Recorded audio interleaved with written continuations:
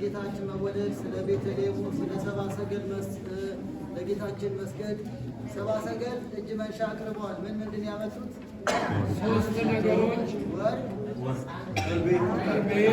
ከርቤና ዕጣን።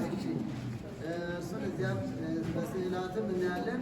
እዚህ በኋላ የምንሄድበት ቦታ ጌታ የተወለደበት ነው።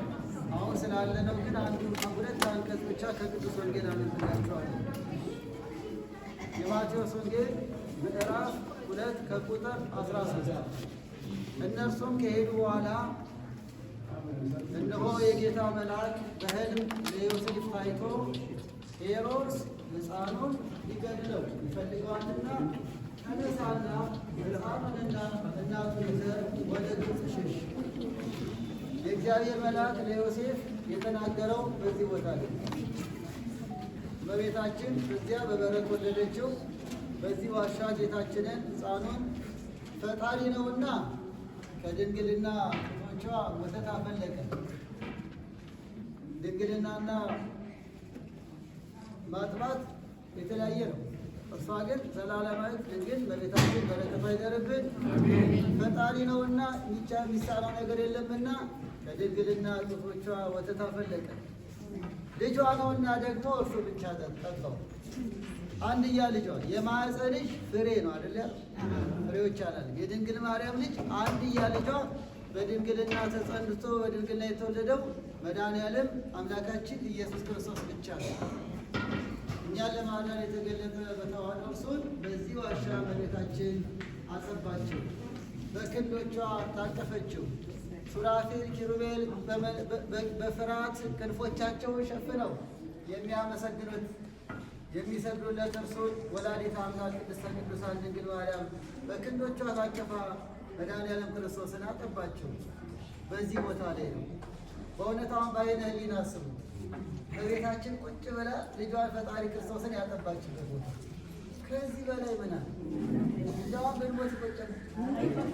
ድንግል ማርያም በእውነት ስዕሏን ስናይ እንኳን እንዴት ውስጣችን በደስታ የሚሞላ በእውነት በጣም ደስ ሊለን ይገባል። እና የወንጌሉ ሀሳብ ምንድን ነው? ቤታችን ስትገቡ አነቡት። ማቴዎስ 2 ቁጥር 13 ነው። የዚህ ቦታ ጉዳይ መልአኩ ወርዶ ለዮሴፍ ሕፃኑን ሊገድለው ይፈልጋል ሄሮድስ፣ ተነሳና ሕፃኑና እናቱን ይዘው ወደ ግብፅ ሽሽ፣ እስከምነግርህም ድረስ በዚያ ተቀመጣለህ።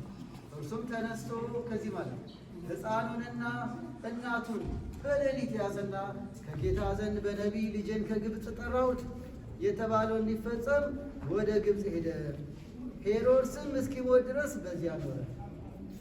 በየት? 3 ዓመት ከመንፈቅ በግብፅና በኢትዮጵያ ከዚህ እስከ ግብፅ ከ2000 ኪሎ ሜትር በላይ እንደሆነ ይነገራል። ከ2000 ኪሎ ሜትር አጠቃላይ ስደቱ ጉዞ ከ2000 ኪሎ ሜትር በላይ እመቤታችን በግብፅ በረሃ በኢትዮጵያም ጭምር የተጓዙት በእግራቸው ነው። ዮሴፍና ሰሎሜ እየተራዱ እዛ ጋር መስሉን እንዳያችሁ እመቤታችን ልጇን ታቅፋ ሄሮድስ ይገልብኛል ብላ ለምንድን ነው? ይሄ የምታውቁት ነው። ጊዜ ለመጠበቅ ነው። ሰብአ ሰገል ሊሰግዱ መጥተው የለም ንጉሥ ተወልዷል፣ ለእርሱ ልንሰግድ መጥተናል ሲባል ሄሮድስ ሰምቷል። ከዚያ በኋላ እሱ ምን አላቸው? ከሰገዳችሁ በኋላ በእኔ በኩል ለማረጋገጥ። እናም እነርሱ ግን ለጌታችን ገብረው በሌላ መንገድ የተመለሱት እርሱ ዋናው ማረጋገጥ የፈለገው ንጉሥ ከተወለደማ ሳይገድል አይነግስም። ስለዚህ እኔ ሳይገድል አይነግስም ብሎ እኮ ነው ገና ለገና ዘላለም ቢነግስ መስሎት የዘላለም ንጉሥ ኢየሱስ ክርስቶስን ሄሮድስ አሳደደው። እናም 144,000 ሕፃናትንም በዚህ አስፈጀ። ንጉሡን አገኘዋለሁ። እርሱ ግን ደሙ ያለ ጊዜው ያለ ቀራንዮ አይፈስምና እንዲሁም ደግሞ ከግብፅ ጠራሁት የሚለው ወደ ግብፅ ሳይገቡ ከግብፅ መጠራት የለምና ሳይወጡ መውረድ የለምና ትንቢቱ እንዲፈጸም ወደ ግብፅ ተሰደደ። እግዚአብሔር በፈጣን ደመና ተጭኖ ወደ ግብፅ ይመጣል የሚለው ኢሳይያስ 19 ይህም ትንቢት ይፈጸም ዘንድ ደመና በተባለች በፈጣን ደመና ተጭኖ ይላል።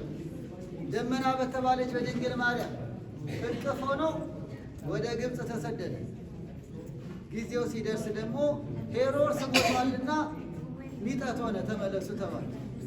ስለዚህ ቦታ ስደት የጀመሩበት ነው። ስደቱን በግብፅና በኢትዮጵያም አካባቢ ነው። እመቤታችን በስደቷ ጊዜ ጌታን ታቅፋ ኢትዮጵያን ባርካለች።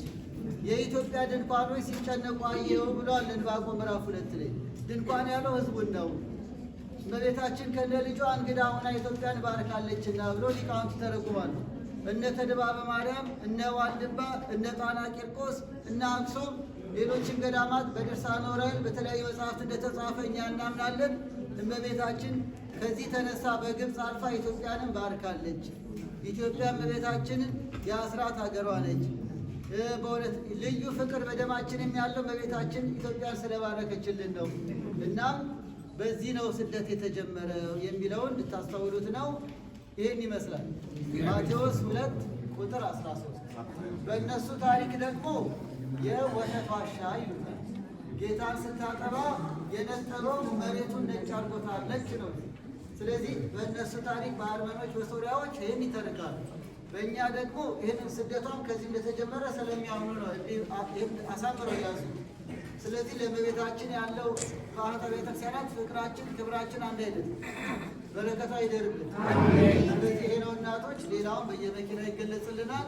ለምትቀርጹ ማቴዎስ 2:13 ላይ የሚገኘውን በዶክመንት እንዲሆንላችሁ ነው። ሰፊውን ማብራሪያ ደግሞ በየመኪናው እንማማራለን።